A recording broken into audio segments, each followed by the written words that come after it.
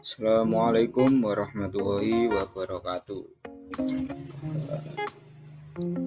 Oke, berjumpa lagi dengan saya Firsyarfian. Di sini saya ingin menjelaskan bahwa algoritma penjadwalan round robin. Oke, untuk selanjutnya. Oke, pendahuluan. Di sini saya akan menjelaskan beberapa hal yang berkaitan dengan alur penjadwalan round robin. Kayak pembahasannya yaitu algoritma, penjelasan tentang algoritma dan algoritma round robin sendiri. Yang kedua, counting, perhitungan algoritma round robin. Yang ketiga, pengimplementasian algoritma round robin. Selanjutnya, apa itu algoritma? Algoritma adalah metode atau langkah yang direncanakan secara tersusun dan berurutan untuk menyelesaikan atau memecahkan permasalahan dengan sebuah instruksi atau kegiatan. Oke, untuk selanjutnya. Sebelum memasuki algoritma round robin, di sini saya akan menjelaskan tentang penjadwalan pada sistem operasi. Sistem operasi sendiri penjadwalannya terbagi menjadi dua. Yang pertama preemptive scheduling dan yang kedua non-preemptive scheduling. Untuk yang preemptive scheduling,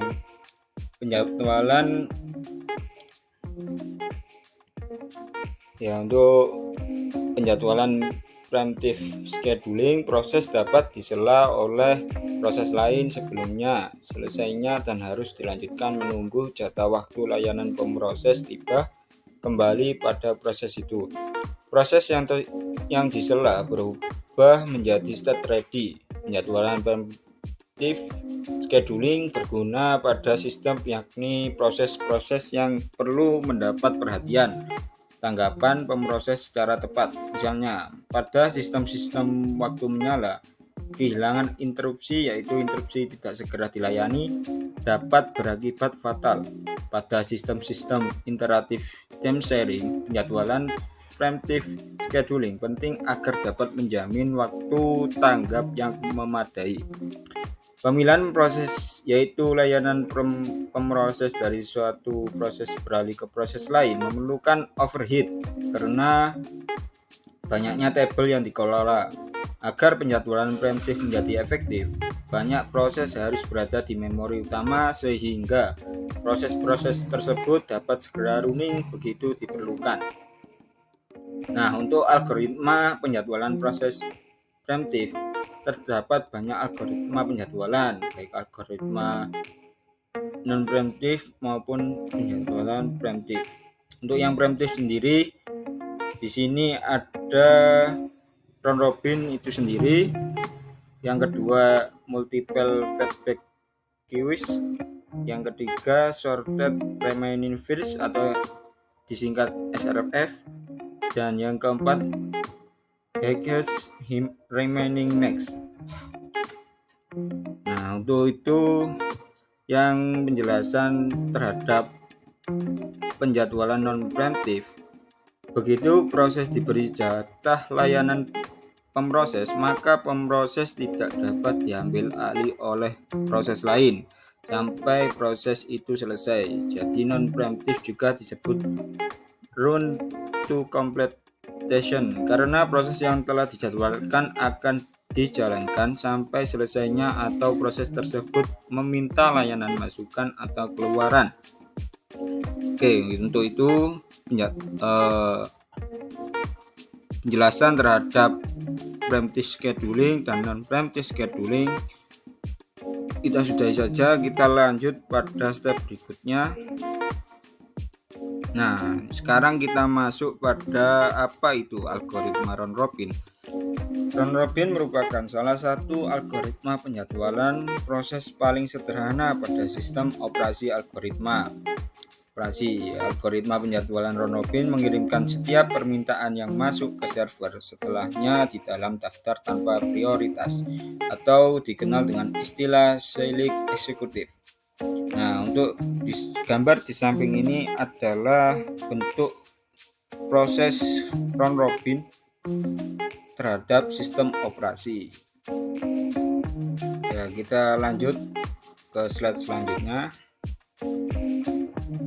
Kelebihan dan kekurangan dari sistem operasi penjadwalan round robin. Yang pertama, kelebihan. Round robin merupakan algoritma yang paling praktis. Ya, karena sistem round robin adalah yang paling simpel menurut sistem operasi. Dan yang kedua, untuk kelebihannya yaitu proses-proses yang kecil, biasanya response time-nya berjalan lancar dan cepat. Nah, itu untuk sistem penjadwalan robin, biasanya respon time-nya berjalan lancar dan cepat bila proses yang dijalankan berukuran kecil. Dan untuk yang ketiga, kelebihannya yaitu mencegah terjadinya kondisi deadlock atau lebih dikenal dengan starvation. Untuk kekurangan dari round robin sendiri yaitu waktu tunggu biasanya sangat lama untuk proses besar. Nah, ini kebalikan dari menjalankan proses yang kecil lebih cepat. Kalau proses yang lebih besar akan memakan waktu yang relatif lama. Dan untuk yang kedua, untuk kekurangan dari penjadwalan round robin yaitu sering terjadi convey effect.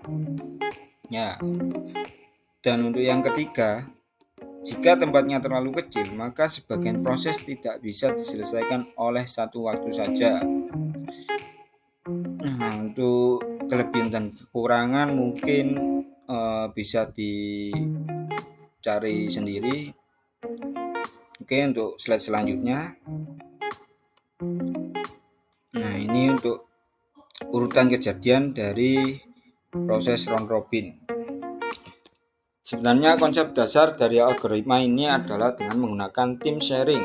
Pada dasarnya algoritma ini sama dengan VCVS atau First Come First Server, hanya saja bersifat preemptif. Nah, penjelasan yang di awal tadi, setiap proses mendapatkan waktu mesin yang disebut dengan waktu quantum time untuk membatasi waktu proses, biasanya 1 sampai dengan 100 mili-detik. Setelah waktu habis, proses ditunda dan ditambahkan pada ready queue.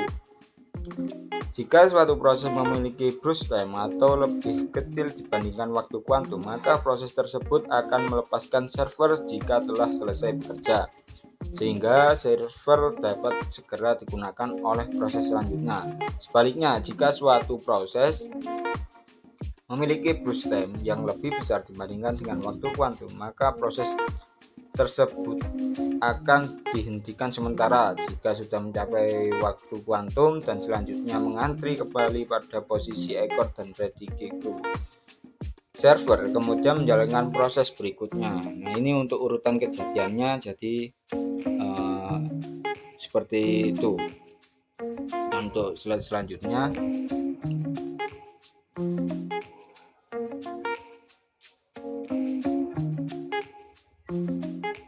jika terdapat n proses pada ready queue dan waktu kuantum t, maka setiap proses mendapatkan 1:n dari waktu server paling banyak key unit waktu pada sekali penjadwalan server. Tidak ada proses yang menunggu lebih dari n-1 key unit waktu. Performansi algoritma round robin dapat dijelaskan sebagai berikut. Jika key besar, maka yang digunakan adalah algoritma FIFO atau first in first out. Tapi jika key kecil, maka sering terjadi context switch. Misalkan, nah di sini ada contoh 3 proses, yaitu dengan P1, P2, dan P3 yang meminta pelayanan server dengan quantum time sebesar 4 mili detik. Nah, ini untuk uji coba burst time-nya. Penjadwalan proses dengan algoritma round robin dapat dilihat pada GenCat berikut. Nah, untuk penjadwalannya pada gambar yang di bawah tabel 2,1. Nah, untuk waktu tunggu P1 adalah 6, P2 adalah 4, dan P3 adalah 7, sehingga rata-rata waktu tunggu adalah 6 plus 4 plus 7 atau 3 sama dengan 5,66 milidetik. Algoritma round robin ini di satu sisi memiliki keuntungan, yaitu adanya keseragaman waktu. Namun permasalahan utama pada round robin adalah menentukan besarnya time kuantum. Jika time kuantum yang ditentukan terlalu kecil, maka sebagian besar proses tidak akan selesai dalam satu kuantum. Hal ini tidak baik karena akan terjadi banyak switching. Padahal server memerlukan waktu yang untuk beralih dari suatu proses ke proses lain. Sebaliknya, jika time kuantum terlalu besar, algoritma round robin akan berjalan seperti algoritma Fish-Servet. Nah, ini pada gambar kanan saya sesuai dengan penjelasan di atas. Ya, algoritma penjalanan round robin memiliki urutan kejadian yang jelas. Nah, pada pengujian round robin akan dibuat variabel next target, kemudian akan dicek variabel tersebut apakah 0 atau tidak. Jika 0, maka akan dikirim ke proses lain. Jika tidak, maka akan berhenti pada proses tersebut dan mengulanginya lagi ke proses awal. Oke, untuk slide selanjutnya. Nah, ini untuk mengetahui hasil pengujian di atas, yang termasuk di atas itu ya pada gambar 1,8 round robin algoritma. Ini untuk pemetaan server dengan algoritma round robin. Menunjukkan dari 6 percobaan request yang dilakukan, pemetaan server dengan menggunakan algoritma round robin sangat rapi. Request pertama akan diarahkan ke server 1, kemudian request kedua akan diarahkan ke server 2, dan request ketiga diarahkan ke server 3. Untuk request keempat akan diarahkan kembali ke server 1. Nah, ini untuk pengimplementasian itu terhadap server pada jaringan, atau bisa juga disebut web server.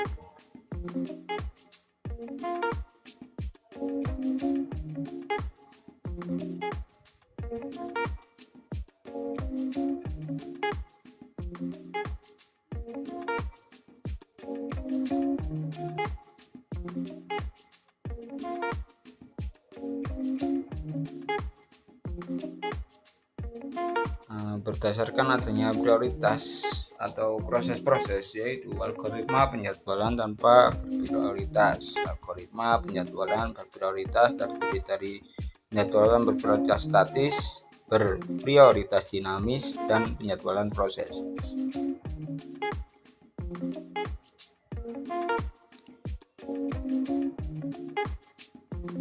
Nah, untuk ketentuan algoritma round robin adalah sebagai berikut, yaitu jika kuanta habis dan proses belum selesai, maka proses running menjadi ready dan proses dialihkan ke proses lain. Jika kuanta belum habis dan proses menunggu suatu kejadian, misalnya menunggu selesainya suatu operasi I/O, maka proses running menjadi blocked dan pemproses dialihkan ke proses lain. Jika kuanta belum habis tapi proses telah selesai, maka proses running itu diakhiri dan pemproses dialihkan ke proses lain. Algoritma penjadwalan ini dapat diimplementasikan sebagai diantaranya, yaitu ya untuk web server juga bisa, untuk sistem pengelola senarai proses ready sesuai urutan kedatangannya, sistem mengambil proses yang berada di ujung depan antrian ready menjadi running bila kuanta belum habis dan proses selesai, maka sistem mengambil proses di ujung depan antrian proses ready. Jika kuanta habis dan proses belum selesai, maka ditempatkan proses running ke ekor antrian proses ready.